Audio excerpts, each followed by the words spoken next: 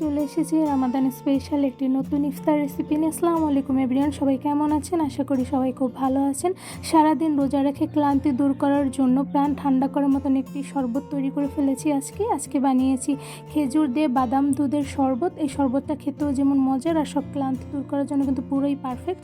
আমি শরবতটি কীভাবে তৈরি করেছি সেই রেসিপিটি আজকে আপনাদের সঙ্গে শেয়ার করব। তো দেরি কিসের, চলুন ফুল ভিডিওটি দেখে নেওয়া যাক। ফার্স্টে আমি একটি বাটিতে তোকমার দানা নিয়ে নিয়েছি 2 টেবিল চামচ। এখন এই দানাগুলো আমি পরিমাণ অনুযায়ী পানি দিয়ে ভিজিয়ে নিব।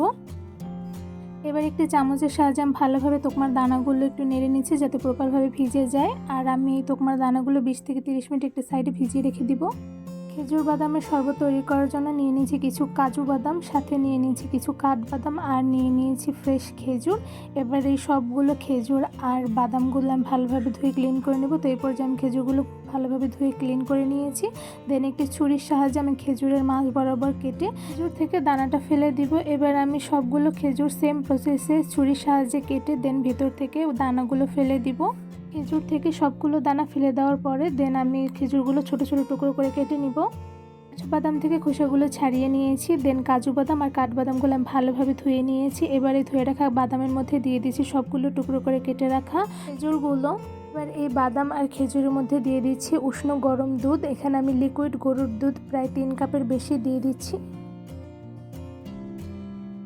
এবার একটি চামচের সাহায্যে বাদাম আর খেজুরগুলো দুধের সঙ্গে একটু নেড়ে মিশিয়ে নিব। তো মেশানো হয়ে গিয়েছে। এবার একটি সাইডে 20 থেকে 30 মিনিটের মতন আমি দুধের মধ্যে এই বাদাম আর খেজুরগুলো ভিজিয়ে রেখে দেবো একটি সাইডে। উষ্ণ গরম দুধের মধ্যে বাদাম আর খেজুরগুলো কিন্তু আমি প্রায় 20 থেকে 30 মিনিটের মতন ভিজিয়ে রেখেছিলাম। এবার এই খেজুর বাদাম আর দুধগুলো দিয়ে আমি ব্লেন্ডারে ব্লেন্ড করে শরবত তৈরি করে নিব। একটি ব্লেন্ডারে জারে আমি ঠান্ডা করে রাখা দুধে ভেজানো খেজুর আর বাদামগুলো দিয়ে দিচ্ছি আর সাথে দিয়ে দিচ্ছি কলা। এখানে একটি কলা ছুরির সাহায্যে ছোট টুকরো করে কেটে আমি দুধের মধ্যে দিয়ে দিচ্ছি। তো দিয়ে দেওয়া হয়ে গিয়েছে। এবার আমি সেম প্রসেসে আরেকটি কলা ছোট টুকরো করে কেটে দুধের মধ্যে দিয়ে দিব। একটি চামচের সাহায্যে আমি সবগুলো উপকরণ একটু নেড়ে মিশিয়ে নিচ্ছি।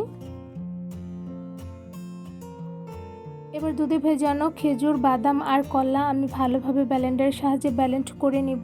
তো এই পর্যায়ে আমি ব্লেন্ড করে নিচ্ছি। 2 থেকে 3 মিনিট ভালোভাবে ব্লেন্ড করে নিতে হবে, তাহলে কিন্তু প্রপারভাবে শরবতটি তৈরি হয়ে যাবে। তো ব্লেন্ড করে নেওয়া হয়ে গেছে, আমি ঢাকনাটি তুলে নিচ্ছি। এই তো দেখতে পাচ্ছেন শরবত কিন্তু রেডি। 20 মিনিটের মতন তোকমার দানাগুলো পানিতে ভিজিয়ে রাখার পরে তোকমার দানাগুলো কিন্তু একদমই ফুলে গিয়েছে। এবার এই তোকমার দানা থেকে পানিগুলো আমি ফেলে দিব। তোকমার দানা থেকে পানিগুলো ফেলে দেওয়ার পরে দেন 2 টেবিল চামচ করে 2 গ্লাসে আমি তোকমার দানাগুলো দিয়ে দিব। এবার গ্লাসের মধ্যে শরবতগুলো ঢেলে নিয়েছি। যেহেতু আমি মিষ্টি তেমন একটা খাই না, তাই শরবতের মধ্যে কিন্তু আমি খেজুর আর কলা দিয়েছি। এছাড়া কিন্তু এক্সট্রা কোনো প্রকার চিনি ইউজ করিনি। আপনারা যদি মিষ্টি খেতে পছন্দ করেন তাহলে কিন্তু এক্সট্রা করে শরবতের মধ্যে চিনি দিয়ে দিতে পারেন আপনাদের স্বাদ অনুযায়ী। তো তৈরি করে ফেললাম খুব সহজেই খেজুর দিয়ে দুধ বাদামের শরবত। শরবতটা দেখতে মাশাআল্লাহ যেমন সুন্দর হয়েছে, খেতেও কিন্তু খুবই মজাদার হয়েছে। সারাদিন রোজা রাখার পরে ইফতার টাইমে সব ক্লান্তি দূর করার জন্য কিন্তু এই খেজুর দুধ বাদামের শরবতটি একদমই পারফেক্ট একটি শরবত। এই শরবতটা বানানো যেমন সহজ, খেতেও কিন্তু খুবই মজাদার। আর এই খেজুর দিয়ে দুধ বাদামের শরবতের রেসিপিটি কেমন লেগেছে সেই কমেন্ট করে জানাবেন। ভালো লেগে থাকলে আমার চ্যানেলটি সাবস্ক্রাইব করে দেবেন, লাইক কমেন্ট শেয়ার করতে কিন্তু একদমই ভুলবেন না। আজকে এখানে বিদায় নিচ্ছি, দেখা হবে না কোনো ভিডিওর মাধ্যমে। সবাই সুস্থ থাকুন, ভালো থাকুন, আল্লাহ হাফেজ।